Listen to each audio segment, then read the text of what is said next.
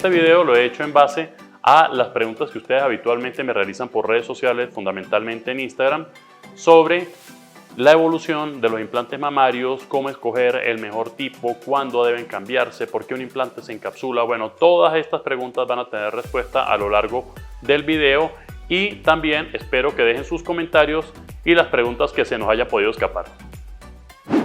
¿Cuándo debo detener la lactancia materna antes de colocarme unos implantes mamarios? Muy buena pregunta. Realmente no debes detener la lactancia materna. Sencillamente termina tu periodo normal de lactancia. Algunas mujeres obviamente por diferentes razones no pueden dar lactancia o amamantar y por lo tanto pues pudieran realizarse una colocación de implantes mamarios en el tiempo mínimo posterior a un parto o una cesárea, que es de 3 meses o cuando ya estés menstruando nuevamente, siempre y cuando tus senos ya no estén produciendo leche.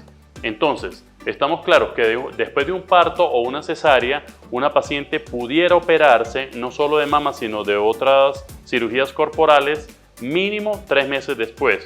Pero si está dando lactancia materna, debería concluir ese periodo, que es de alrededor de unos 6 a 8 meses, a veces hasta un año, y luego esperar a que ya no esté produciendo leche. ¿Cuánto es ese tiempo? Más o menos un mes desde el momento en que dejó de amamantar. Si por algún motivo esta paciente no desea amamantar más o necesita que rápidamente sus senos estén en condiciones de ser operados, nosotros pudiéramos indicarle un medicamento como la cabergolina, Dostinex, Parlodel, que producen detención de la producción de leche, y en ese caso la paciente pudiera estarse operando alrededor de 15 días o 3 semanas después. Sobre encapsulamiento de implantes. ¿Por qué se encapsula un implante y cuánto tiempo se puede tener un implante encapsulado? Lo que normalmente sucede es que una vez que a una paciente se le coloca un implante o se le colocó una prótesis de cualquier tipo, una prótesis de rodilla, una prótesis valvular en el corazón, en fin, el cuerpo normalmente la rodea de colágeno y le crea una especie de cápsula. En los implantes habría 2 cápsulas, o sea, la que trae normalmente la prótesis alrededor del gel y la que el cuerpo está formando alrededor de la prótesis. Entonces, cuando nosotros hablamos de encapsulamiento mamario, es cuando esa cápsula es excesivamente gruesa y por lo tanto trae síntomas o se nota de que hay una anormalidad o una irregularidad en el implante. ¿Cómo diagnosticamos esto? A través de la ecografía, a través de la clínica, o sea, la paciente refiere ciertos síntomas, y a través inclusive de la palpación. ¿Cuáles son los síntomas que refiere una paciente que tiene un implante encapsulado? Por un lado, el implante comienza a notarlo diferente con respecto al otro, o sea, el seno se empieza a ver como más redondo, como más artificial y como más arriba. Por otro lado, si se toca los 2 senos, los palpa, a la palpación el seno encapsulado está más duro. Y por otro lado, hay, como les decía, una asimetría que se va haciendo cada vez más evidente a medida que pasa el tiempo. Ecográficamente vamos a observar que hay irregularidades en el implante porque prácticamente la cápsula comienza a comprimir el implante, como apretarlo. Entonces esto hace que aparezcan muchos pliegues en la superficie del implante y son muy visibles en el ecograma mamario. De hecho, a veces un encapsulamiento, el ecograma pudiera reportarlo como una ruptura porque ve un pliegue profundo en la prótesis que lo interpreta como una solución de continuidad, o sea, como una ruptura. Sin embargo, muchas veces no lo es. Simplemente se trata de un pliegue, una invaginación sin extravasación del gel y sin que el implante haya perdido su continuidad. En todo caso, ¿qué es lo que hacemos frente a un encapsulamiento? Bueno, por un lado, si es un encapsulamiento leve, para nosotros existen 4 grados que lo llamamos Baker 1, 2, 3 y 4. El encapsulamiento leve, que sería el 1, no necesita un tratamiento porque realmente no afecta mucho la estética. De hecho, pudiera no notarse visualmente, solamente a la palpación. Y si la paciente no tiene ningún tipo de síntoma, por ejemplo como dolor o como molestias o como asimetrías evidentes, entonces pudiéramos sencillamente dejar quieta a esa paciente y no realizar ningún tipo de intervención. Tampoco amerita un tratamiento tomado o un tratamiento preventivo. Mejor dicho, Baker 1, un encapsulamiento leve, no requiere un tratamiento. Sin embargo, en aquellos casos donde la paciente está refiriendo síntomas, por ejemplo, dolor, molestias permanentes, si bien no son muy fuertes, pudieran ser un poco incómodas, entonces en este caso hay que considerar o retirar la cápsula o cortar la cápsula para relajarla, lo cual llamamos una capsulotomía o una capsulectomía, o cambiar los implantes y retirar las cápsulas en el mismo acto quirúrgico. ¿De qué va a depender una decisión u otra? Del grado de encapsulamiento, de los síntomas que tenga la paciente, de cuántos años tiene con esos implantes y de si el implante está roto. O sea, de cuál pudiera ser para nosotros presuntivamente la causa del encapsulamiento. Y con respecto a cuánto tiempo puedes tener ese implante encapsulado, realmente no hay un límite. Como les decía, cuando un encapsulamiento es leve, se puede quedar con su implante encapsulado si quiere toda su vida, que no va a pasar absolutamente nada. Pero si ya se trata de un grado 3, un grado 4, donde hay molestias, donde hay asimetría, donde realmente se nota el encapsulamiento, entonces podemos planificar con todo el tiempo del mundo esa cirugía de recambio o de capsulectomía. Mejor dicho, esto no es una emergencia. La paciente puede tomarse su tiempo, esperar que estén dadas todas las circunstancias para poder realizar esa colocación o cambio de implantes, o sea, que no haya COVID, que esté relajada, que pueda tener un tiempo de recuperación suficiente para el postoperatorio y, como es una cirugía electiva, realizarla en las mejores circunstancias. ¿Por qué se amplían los bolsillos? Como muchos de ustedes deben recordar, los bolsillos son los espacios donde están contenidos los implantes. O sea, el bolsillo es un espacio que nosotros los cirujanos creamos artificialmente en el cuerpo de la persona para meter la prótesis. ¿Dónde puede estar ubicado ese bolsillo? Por delante o por detrás del músculo. Y llamamos biplanar cuando está parte por delante y parte por detrás. Entonces, supongamos que esto es el bolsillo, o sea, el espacio que contiene el implante. Normalmente el implante debería caer completico en ese bolsillo y de modo que no se mueva para ningún lado o se mueva muy poco, lo normal como para que el seno tenga una apariencia y consistencia natural. Sin embargo, como les expliqué antes en el encapsulamiento, cuando el bolsillo es muy estrecho, entonces el implante queda como comprimido en ese espacio. Pero lo contrario, que es cuando el bolsillo es excesivamente relajado, entonces queda como grande para el tamaño del implante y esa prótesis pudiera comenzar a dar vueltas allí, lo que nosotros llamamos flipping. Entonces a veces la paciente tiene el implante normal, así hacia adelante, y a veces lo tiene volteado de esta forma, entonces se ve como chata la mama, como plana, y este borde, si es una paciente muy plana, se pudiera notar, o a veces se ve así, y entonces parece un implante en forma de gota anatómico, por más que sea de perfil alto, porque entonces por arriba lo ve plano y por debajo redondo, tal cual como un implante anatómico. Eso es consecuencia de este ensanchamiento o relajación excesiva del bolsillo. ¿Qué hacemos al respecto? Bueno, podemos hacer una reducción o remodelación de los bolsillos con la finalidad de que el implante no se mueva tanto, pero ¿cómo pudieran prevenirlo? No necesariamente hay una forma de prevenirlo. En ocasiones el bolsillo está demasiado grande porque fue hecho así en el momento de la intervención, lo cual es poco probable en manos de un cirujano experimentado porque siempre lo hacemos a la medida del implante. De hecho, lo hacemos pequeño, metemos el implante apretado y luego terminamos de agrandarlo ya con el implante adentro para que quede como un guante, para que quede exactamente de la medida del implante. Pero entonces, si se amplía en mujeres en las cuales el bolsillo fue bien hecho, ¿por qué sucede? Bueno, porque hay pacientes que tienen una elasticidad excesiva en sus tejidos o una hiperlaxitud, que sería un término tal vez un poco más correcto. Entonces, esa hiperlaxitud, que es una condición genética, o sea, el tejido colágeno de esa paciente es demasiado laxo, cede a la misma presencia del implante y entonces el solo hecho de que el implante se esté moviendo allí dentro de ese bolsillo hace que a la larga se amplíe y tengamos nosotros que realizar una intervención para cerrarlo. Afortunadamente y para tranquilidad de ustedes, esto no es lo más frecuente. Esto sucede en pacientes muy particulares y en contadas ocasiones. Sin embargo, es una de las eventualidades que se pudieran presentar en una paciente con implantes mamarios. ¿Qué implante es mejor? ¿Un implante redondo o un implante anatómico? Muy bien, una pregunta bastante frecuente también. Realmente la pregunta no es cuál es mejor, sino cuál es el que conviene en el caso tuyo en particular.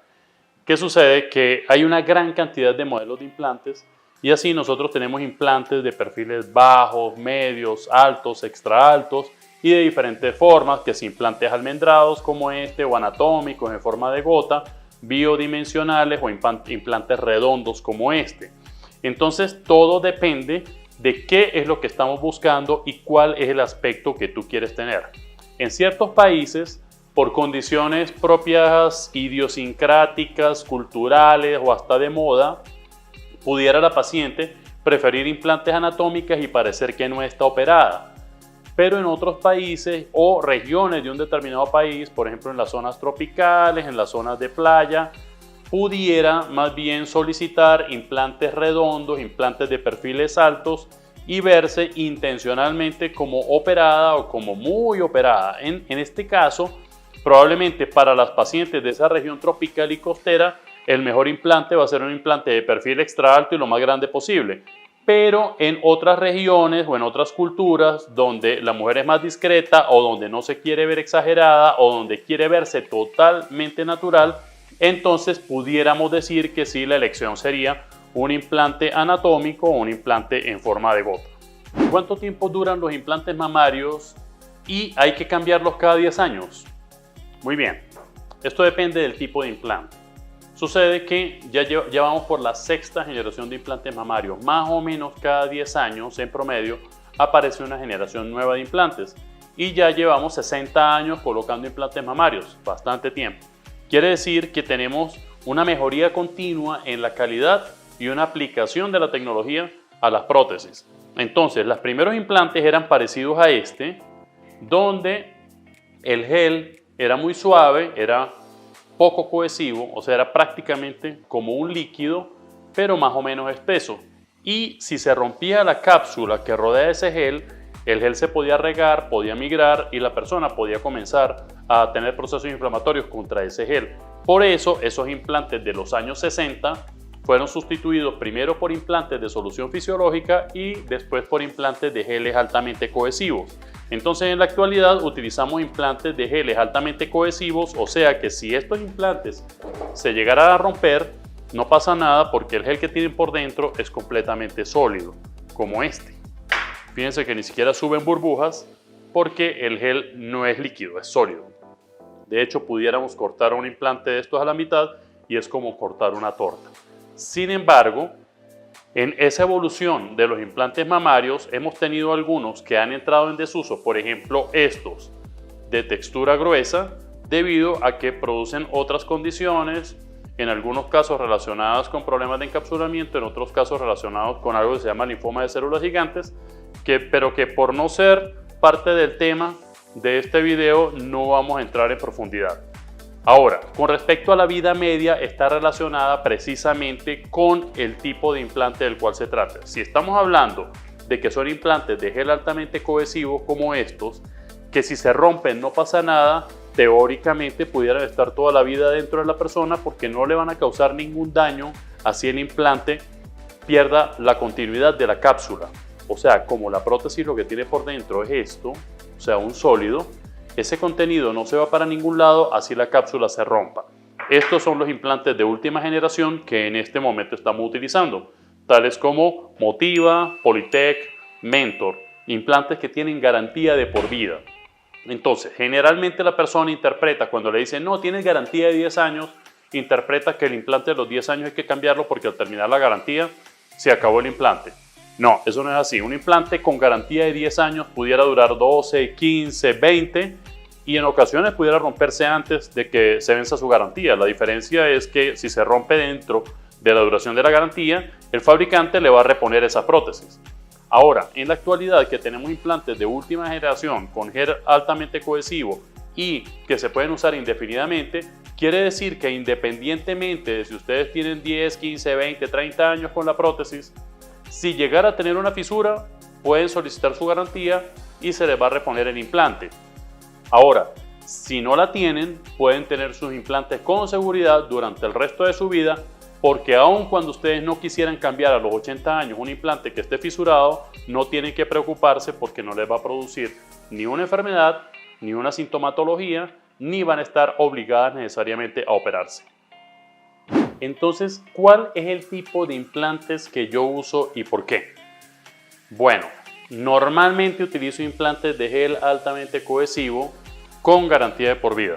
¿Por qué? Bueno, tanto por tranquilidad para ustedes como para mí, para que la paciente, si decidió no realizarse nunca más un control de mama, si decidió no cambiarse los implantes nunca más, todos estamos contentos y no pasa nada.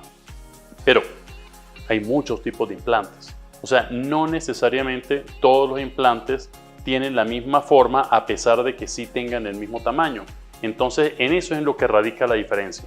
Puede ser que yo escoja utilizar siempre implantes de gel altamente cohesivo y siempre implantes de por vida, pero cada marca de las que yo utilizo, que generalmente las más frecuentes serían Motiva, Polytech y Mentor, tiene una gran gama de implantes en cuanto a formas, perfiles, diámetros, tamaños, superficies. Y aquí es donde radica el meollo del asunto, o sea, ¿por qué hay tantas diferencias entre un implante y otro a pesar de que sean de la misma marca? Muy bien, esto se debe a que las pacientes se quieren ver de forma diferente y, como les dije anteriormente, dependiendo de la región del mundo del cual se trate y dependiendo de las costumbres locales, pues las mujeres querrán verse más naturales o menos operadas que en otras zonas donde pudieran querer verse muy exuberantes o muy operadas.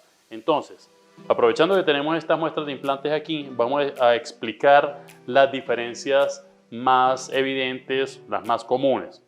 Por lo menos un implante anatómico.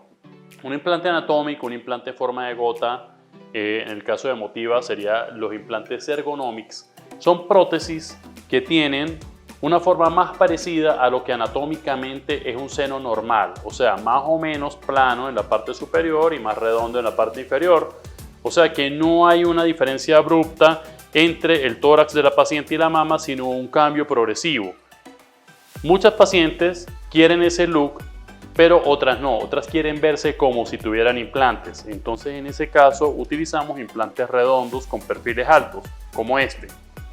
Pero no solamente existen los implantes de perfiles altos y perfiles bajos, también existen perfiles intermedios. Por ejemplo, en la gama de Motiva tenemos implantes DEMI, implantes full, implantes corsé, implantes mini, que son modelos de implantes o líneas que se refieren a la proporción entre el diámetro de la prótesis y su altura. Entonces, mientras mayor sea el diámetro y menor la altura, menor es la proyección del implante y por lo tanto debería verse más natural. Sin embargo, hay mujeres en las que no conviene ponerles un implante que tenga mucho diámetro y poca proyección o poca altura si lo ponemos en una mesa, ya que entonces los senos se le verían como aplastados.